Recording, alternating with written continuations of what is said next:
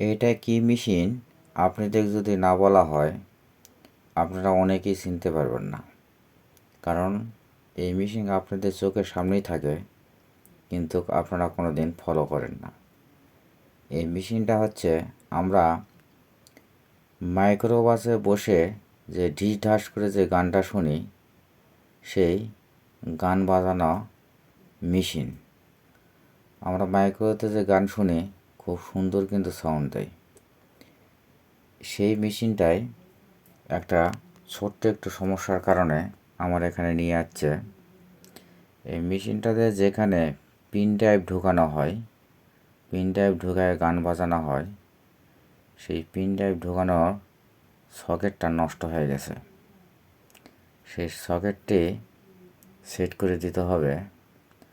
তো এর আগে মেশিনটি আমার কাছে আসছিল, আমি সকেটটি না পাওয়ার কারণে এখানে কম্পিউটারে যে হচ্ছে ইউএসবি কেবল থাকে, সেই ইউএসবি কেবলটা সেট করে দিয়েছিলাম।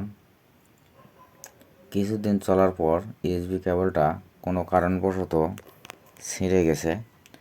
আবার সেই মেশিনটা আমার কাছে নিয়ে যাচ্ছে ঠিক করার জন্যে। এটা একটা মোবাইলের চার্জার। এই মোবাইলের চার্জারে কিন্তু ইউএসবি কেবল লাগানোর একটা জায়গা থাকে। আমি সেই কেবলের জায়গাটাকেই কাজে লাগাবো।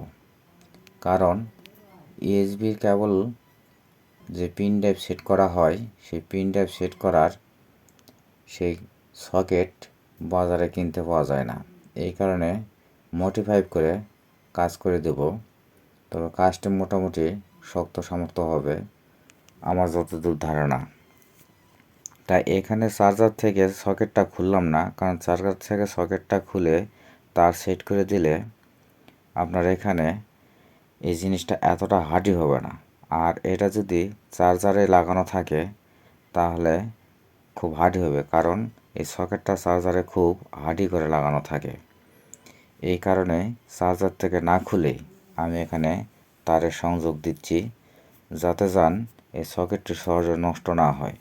সকেটটি খুলে তারের সংযোগ দিলে যখনই পিন ড্রাইভ ঢুকাতে যাবে তখনই সকেটে চাপ পড়বে।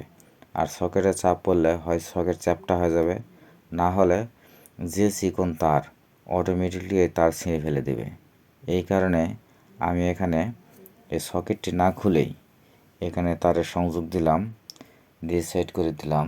আমার এই মেশিনটি না খুললেও হতো, কারণ এই মেশিনের ভিতরে আমার কোনো কাজ ছিল না। কিন্তু এই মেশিনটি খোলার একটাই কারণ হচ্ছে, এই যে তারের যে সংযোগটা দেব, এই তারের সংযোগ কোনটা কোন পার সেটা আমি না দেখলে বুঝতে পারবো না।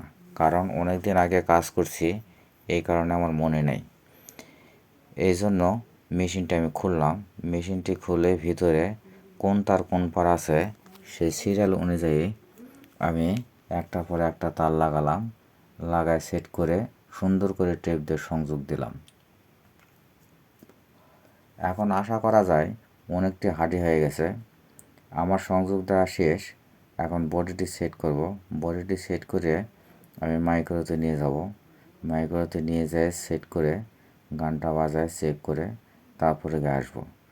কারণ এই মেশিন দিয়ে গান শুনতে আমার খুব ভালো লাগে। কারণ এই মেশিনের যে সাউন্ডটা খুব মিষ্টি সাউন্ড। আপনার বেসটাও খুব সুন্দর বাজে, টুইটারও খুব সুন্দর বাজে। এই কারণে আমি নিজে হাতে মেশিনটা সেট করে দিয়ে গান শুনে তারপরে আসবো। আমার মোটামুটি সেট করা ওকে হয়ে গেছে। এখন কাস্টমারটি আসলে কাস্টমারের সঙ্গে যায় নিজে হাতে সেট করে দিয়ে আসবো, দিয়ে গান শুনে আসবো।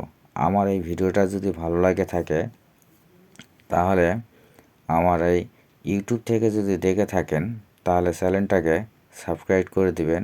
আর যদি ফেসবুক থেকে দেখে থাকেন তাহলে ফলো করে একটা শেয়ার দিয়ে দিবেন। কারণ আপনাদের একটা শেয়ার, লাইক, কমেন্ট আমার অনেক কাজে লাগবে। আমি খুব কষ্ট করে ভিডিওগুলো বানাই। আমার এক্সট্রা কোনো ক্যামেরাম্যান নেই, নিজে থেকেই একাই ভিডিও করি, একাই ভিডিও বানাই। আবার এই ভিডিও এডিট করতে যা কষ্ট হয়, প্রচুর কষ্ট হয়। একটা ভিডিও অনেকবার কাটতে হয়, সেটিং করতে হয়, আবার সাউন্ড দিতে হয়, সাউন্ড কমাতে হয়। তবে আপনারা লাইক কমেন্ট করলে আমি